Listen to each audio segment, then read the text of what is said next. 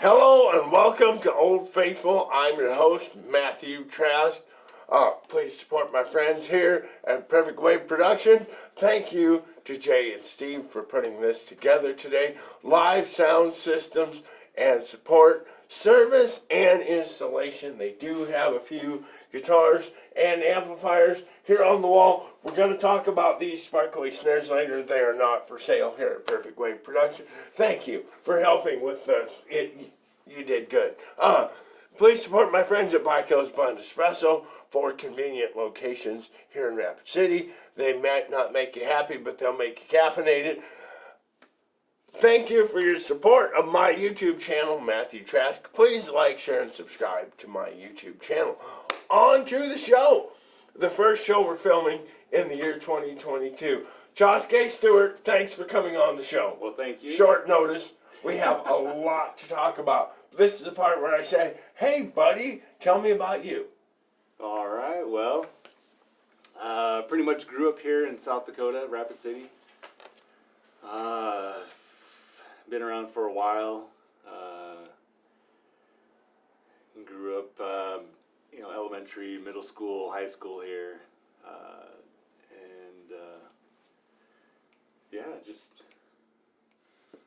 Just grew up here. Just grew up here pretty much. I wasn't born here, but my dad was from here. So okay. Most of us don't remember the part where we were born.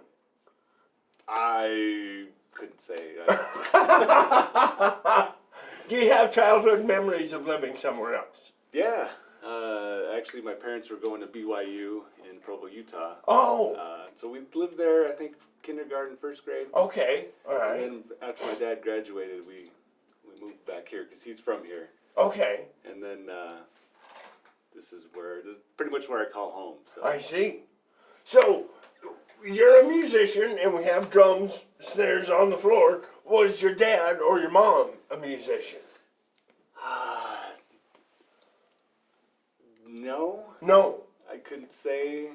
I mean, my dad is a native guy from Pine Ridge, so I've seen him play the one drum. Right. But that's about it. That was it. So how did you become enamored with rock and roll drumming? MTV. MTV. This is a classic American story, and we have a storyline now. MTV. Nice. So, I don't know if this would date me, but when I was a kid, I remember MTV in the early days. Right. And I just remember watching the videos and just being, this is... When they played music. I don't know if I necessarily was like, oh, I'm going to be drums, but I like the whole, especially the videos where they show the whole live stage setup. Sure. The guitars, the big drums. Playing while smoking, the girls in the front row. I don't know. I never smoked, so I don't... Oh, good for you. I don't know if I was like, oh, yeah, I gotta try that. It was more like, how the stage was set up. Okay, all right. Just the colorful drums and guitars and... Right. What was your favorite video? Do you remember one that just made you go, wow, I want to see that again? I liked a lot of the Van Halen ones. Okay. As I recall, they made pretty good music videos. I guess looking back now, they were okay. They are very cheesy. They haven't aged well, but they amazed us at the time. Yeah. Yep. So what was your first drum set, or did you start on guitar? So I never got to play guitar, never started, but the first drum set I had was a Pearl 5-piece kit. It was a black setup. Okay. Saved up for it. I can't remember how old I was. It was probably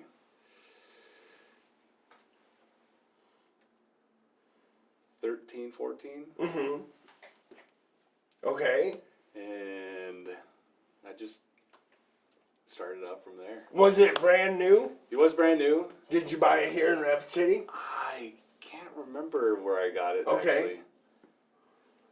But you were very excited on the drive over to get it? Very excited. Yeah. It was, at the time we lived in an apartment and I could only play it so often. Oh, sure. Right. Do you remember after getting it home and getting you set up, sitting down, and at one point thinking, "Oh dear, this is going to be harder than I thought"?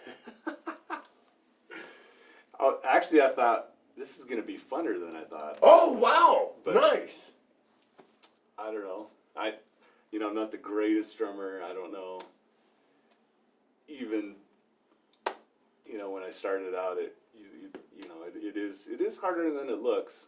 It can be, yeah. It takes a lot of, for me, it takes a lot of stamina. Sure. Later in the years, you play in bands and you go to different venues and sometimes you play 3-4 hours. Right. And that takes a lot to work up to. You might not notice it just casually observing, but it is almost a full body workout. It is.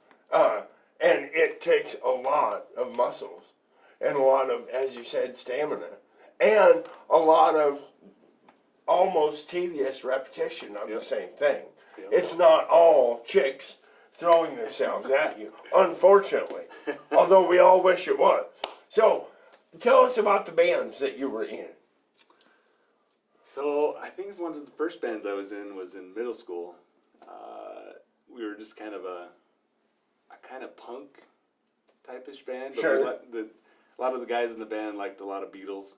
Okay. So we would play like Beatles songs, but we'd kind of take a little punkish Punk Beatles. kind of yeah. Nice. Do we have any recordings of this? I think I actually do somewhere. I would like to hear a Punk Beatles recording. Some of you may not even heard of it. VHS.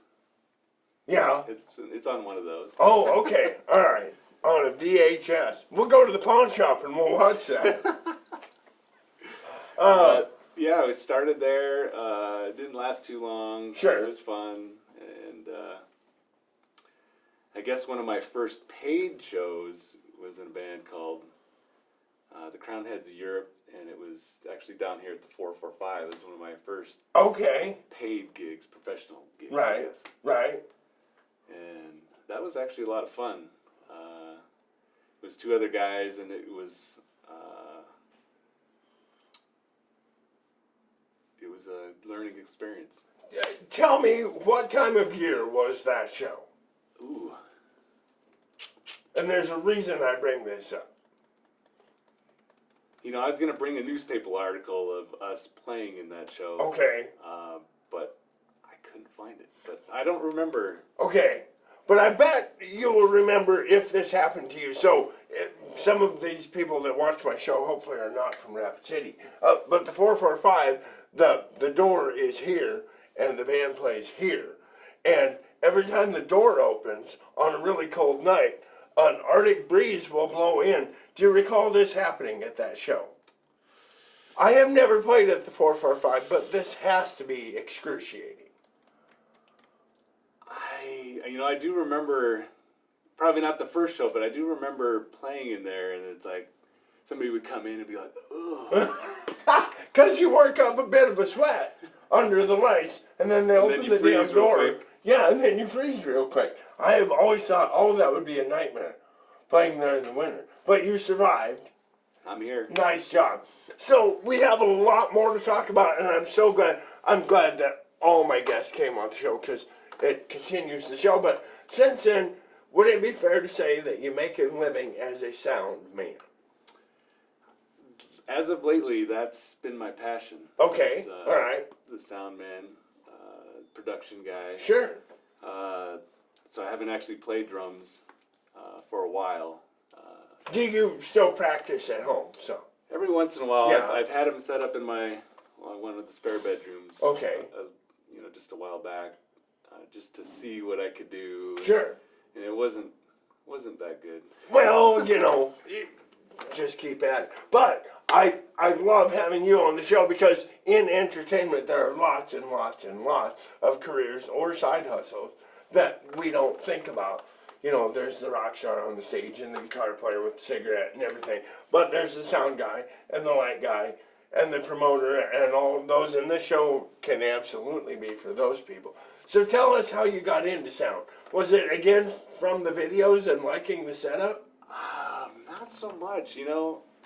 As a kid, I've always liked just the sound of music. Sure. Yeah. It didn't matter what it was. Like either it was like Phil Collins or like Anthrax or just and I was kind of a skater kid when I was younger, and I just always liked the sound of the drums or the guitars, the bass guitar, just the way everything sounded. And when I was a young kid, I actually got one of those little portable stereos. Oh yeah. It was like a boom box, and it had one of those graphic equalizer things. Oh, nice. Yeah.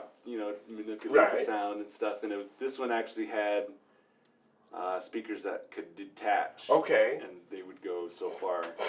And I think from then, I purchased some speaker cable, and I made those speakers so I could put them out, make them go way out. Right.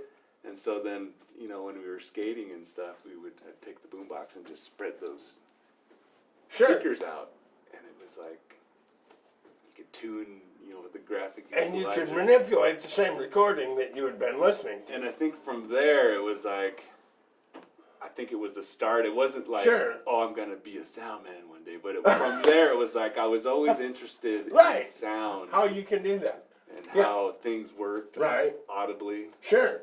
And it is fascinating. It truly is. Yeah. So what was your first sound gig? Do you remember that? Ooh, my first sound gig. I don't know if actually I do remember the first sound gig. Okay. One day one of my friends called me up, and he's a sound guy too, and he's like, I got this gig for you. I can't make it, but if you want to do it, here it is. Here's the details. Call this guy. Right. And his name was actually Brock Finn. Okay. The great Brock Finn. Welcome on the show. Yeah. And he actually called me the morning of the show. It was like noon, and I was like, it was actually way up north. I can't remember the name of the town. It was a little town up by Faith somewhere. Lemon, maybe? No, it wasn't Lemon. It was Dupree. Dupree. This is turning into a great story. So we're in Dupree, South Dakota, and we have no clue what we're doing. Continue. So I'm like throwing stuff in my van because I looked at the time and how long it took there, and I knew how fast my van could go, which wasn't very fast. I think I had it floored the whole time, and we were probably only going like 55. So I got there just in time to set up and get everybody sound checked and ready to roll, and I think that was one of my most fun sound gigs. There was tons of people. Yeah. I mean, they had a place squared off, within that. But it was an outside gig. Okay. And there was like a rodeo on one side of town, and then there was like a powwow on the other side of town going on at the same time. Sure. And once everybody got going, it was just dancing and just everything going on. Nice. And I've never seen it before after that, but all the cowboys, they would, sometimes get in fights, and you could see fights going on. Right. And next thing you know, later they're like shaking hands. Right. Yeah. And then hour later they're beating up each other again. I mean, it was fun. That's Dupree for you. And from then on, it was like, I want to do this all the time. Sure. Yeah. So we're trying a new thing on the show here, where we're trying to have them about 25 minutes long, and I just got the 5-minute card. So we're going to try and wrap it up. Tell us what you would like the average band member and the average audience member to know about a sound guy. Ooh. I think as far as the audience-wise, I know that I've been to some gigs to where things happen on stage. Right. And if there's like a problem or something's going on, they always come to me and say, that it seems like they're making it, it's bad because of me. Right. Yeah. And most of the time, it's usually, I'm just amplifying the sound. Right. And if there's something bad up there, then it's going to come out louder out there. So I would say, it's not the sound guy's fault. Ease up on your local sound guy. Yeah. As far as working with different bands, that's a good question too. I mean, I don't know.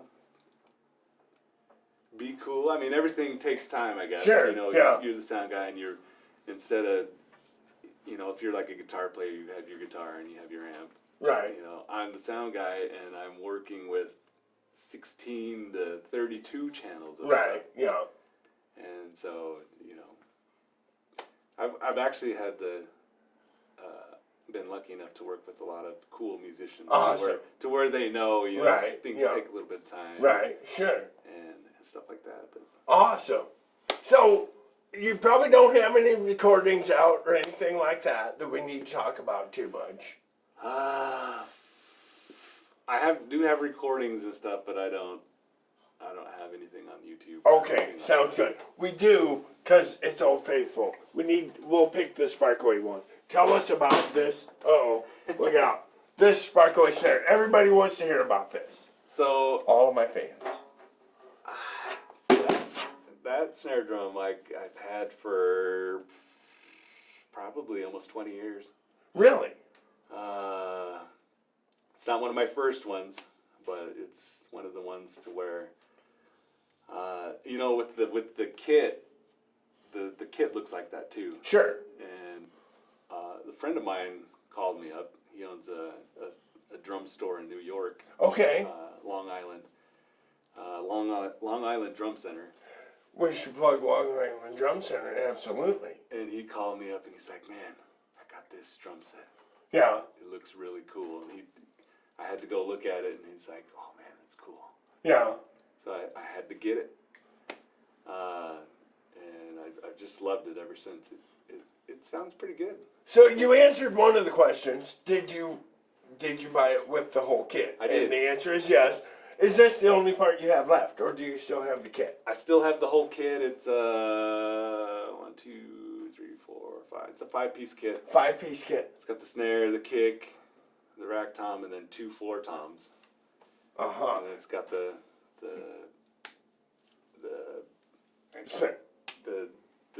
blackish nickel. Oh, sure. Nickel plating there.